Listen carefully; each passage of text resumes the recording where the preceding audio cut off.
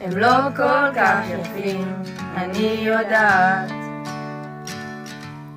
ואיך אותם בחרו, אני משתגעת.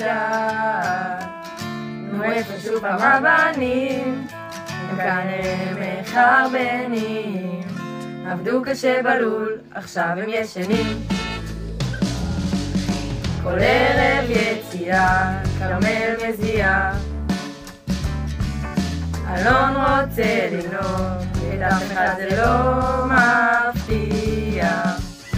פתאום רומנו נעלם, ובינתיים גם אלון נרדם. תמונה של בנות, זה רעיון מושלם.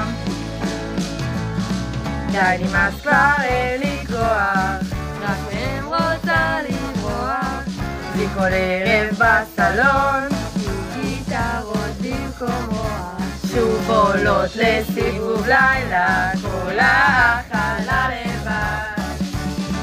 ואם היינו רק בנות פה זה היה יותר נחמד.